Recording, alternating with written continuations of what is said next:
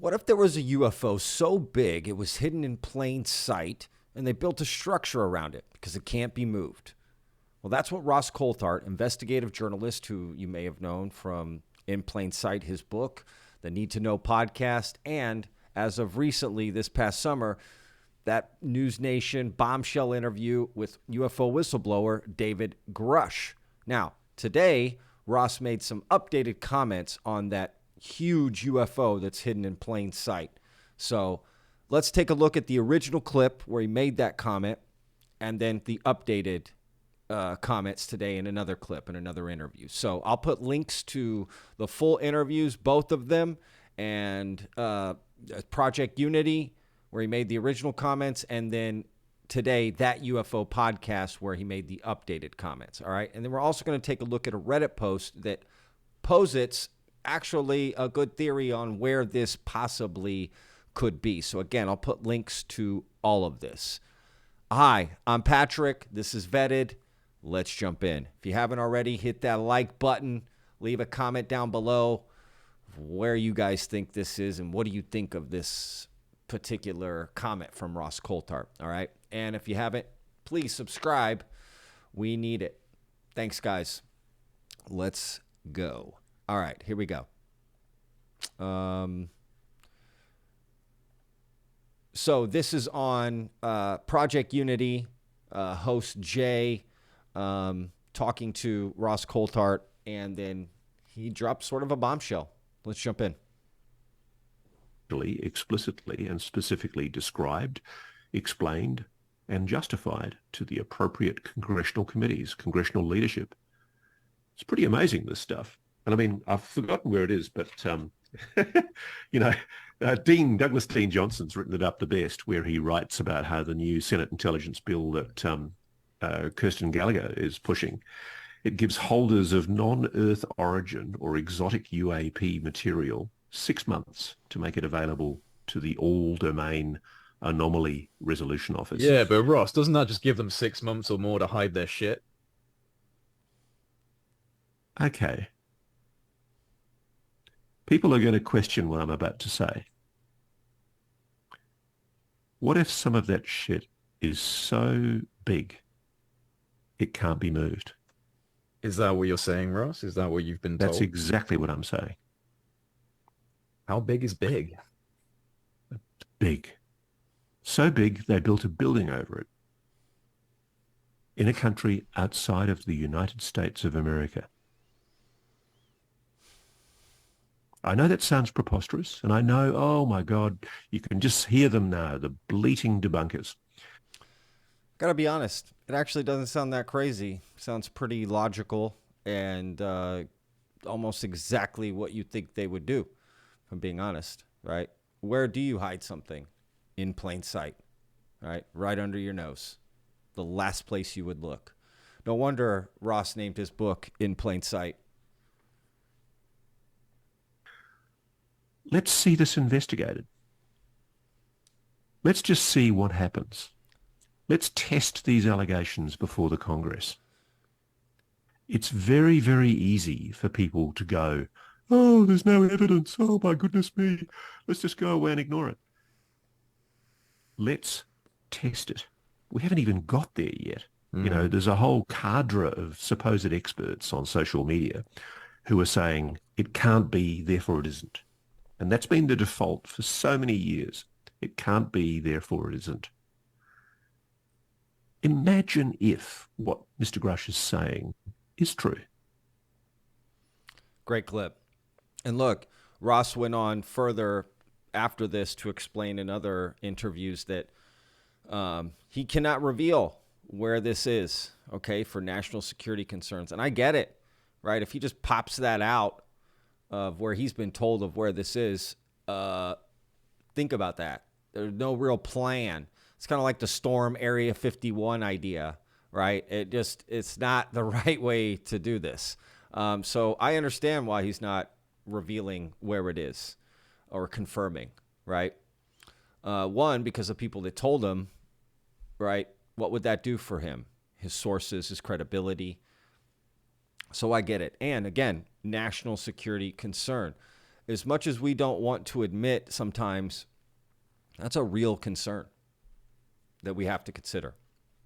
So he made some other comments, okay, on that UFO podcast about this craft. So let's dig in, sort of some context around that, right? So tell me what you guys think in the comments. Does that make sense to like withhold that information?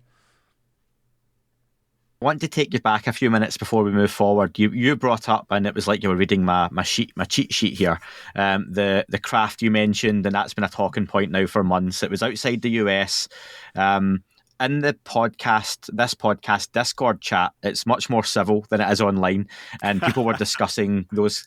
It genuinely is, and people were quite nicely discussing that comment and the debate, and it was all had very kindly, and you had some supporters, others a little bit more frustrated, was around why exactly you aren't allowed to say where the craft is. And I wonder, is that protecting sources, or what would happen if you came out today on this podcast and said, okay, Andy, the craft is in France? Let me tell you, I can't tell you the country it's in. It's not America. But what I can tell you is that the place where it is kept is used for another purpose that is a laudatory purpose. That's as much in your interests in your country in the UK as it is in mine in Australia.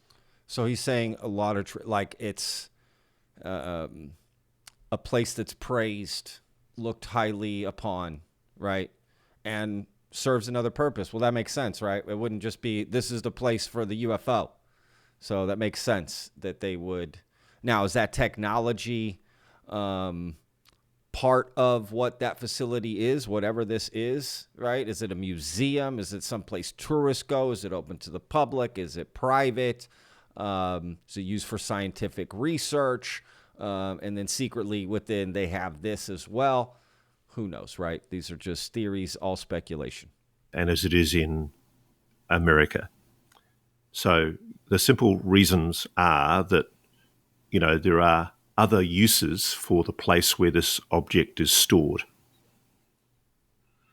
And we could end up with a Storm Area 51 type scenario if you came out and announced it. I can tell you, mate, that would be a nightmare.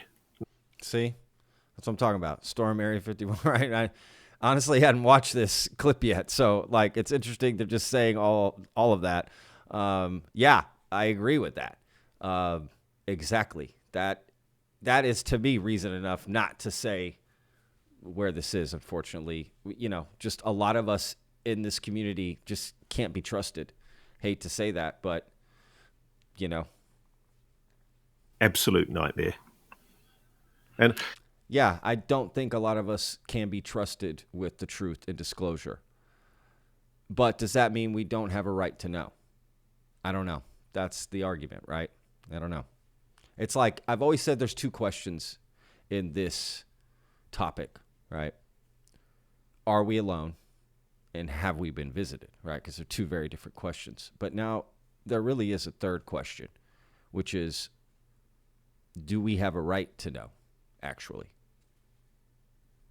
Let me know what you think. No, it's funny. I mean, I know a lot of people think journos just publish and be damned, but, you know, I've been in situations where I've known the identities of active intelligence operatives in countries overseas, and I've realized, Christ, if I published this, I could jeopardize their lives.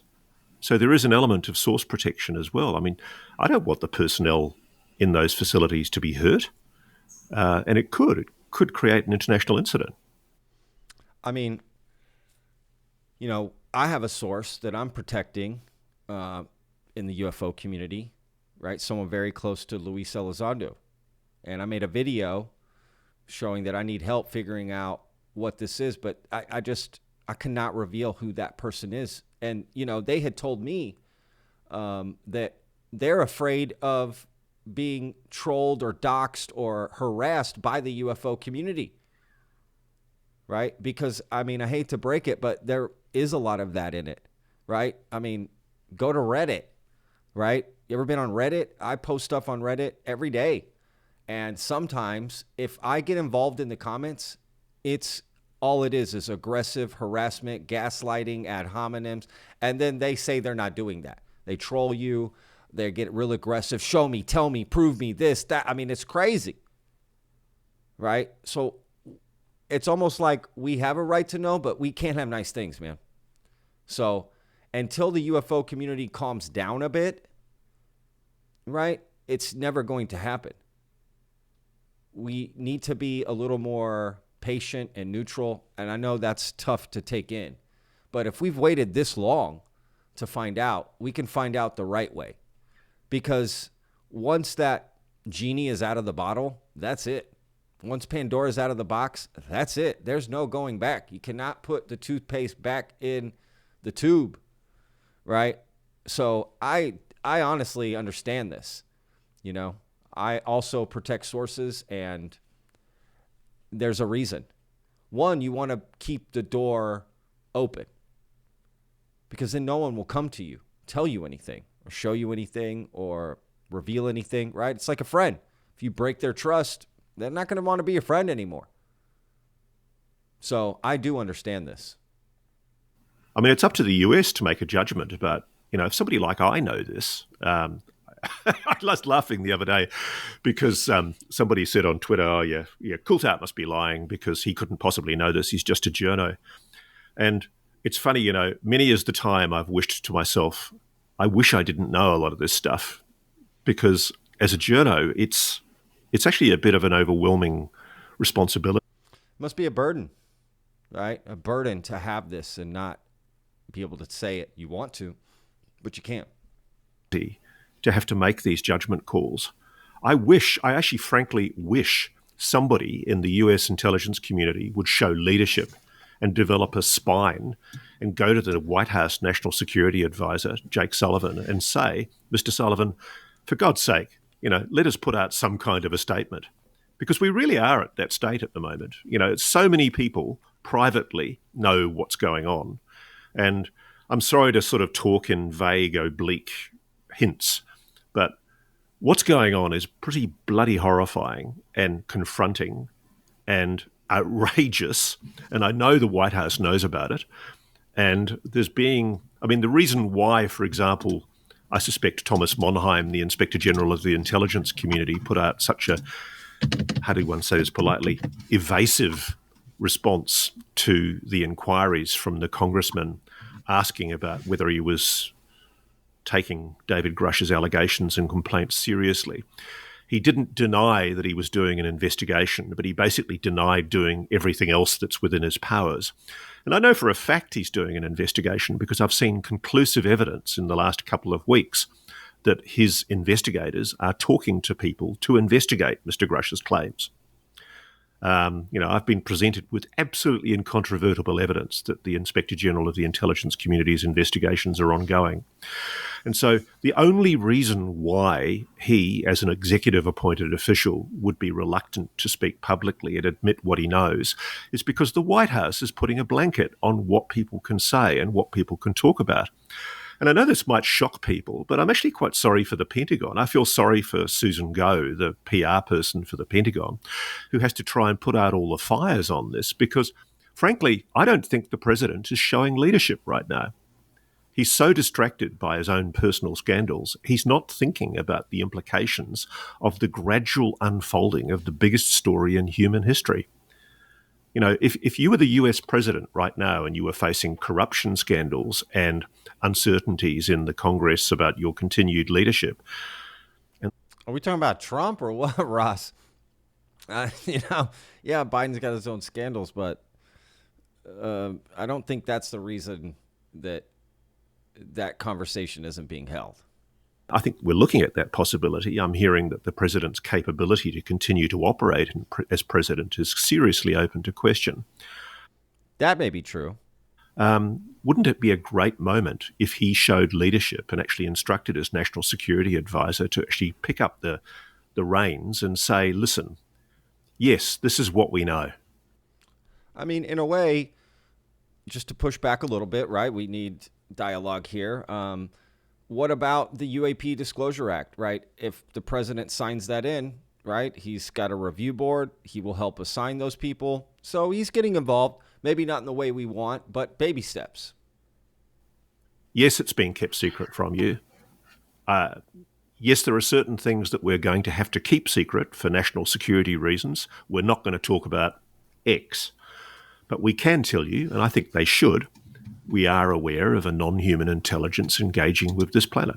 And the reason I say that they should say that is because I know the evidence is incontrovertible. Well, there you have it, folks. All right, I'm going to put a link to this particular Reddit post, okay, that honestly, it's pretty well done. They make some great points about where this could be, and they're thinking it's the Paranal Observatory in Chile. So, again, you guys let me know what you think. It's, they say it's nestled deep within the Atacama Desert, one of Earth's most remote terrains. Significance: houses the Very Large Telescope, a project of the European Southern Observatory. Purpose: a dedicated facility to peer dive into the universe, certainly a laudatory endeavor. Collaborators: predominantly European, but there's a noticeable influence and partnership with the USA. Geographical location: found in Chile, quite distant from American soil. To be honest, I just don't think it's something like this. Yes, they make a good point, though. And there's some good comments in here. Y'all should read it. It's great. But this is not where I think it is. Right? I think it's, again, somewhere just like in plain sight, open to the public. And, I mean, who knows, honestly. Curious to hear everyone's thoughts on where this could be, because that could be fun to speculate. But I, again, understand Ross's hesitation to not reveal it. So tell me what you guys think in the comments. It's quite an interesting story, right? There's this massive UFO that's hidden. They had to build a structure around it. And, yeah, that's just, like, interesting, right? And obviously it would have to be something fairly new. Right? Something built within the last 50 to 75 years, could be last 10, 20, 30 years, right? But in my opinion, no more than 75 years. But who knows? Who knows? All right, guys, that's it. Thank you guys for watching. Again, I'll put all the links down below in the description. And again, thank you guys for watching. Remember, every day's a gift. Peace.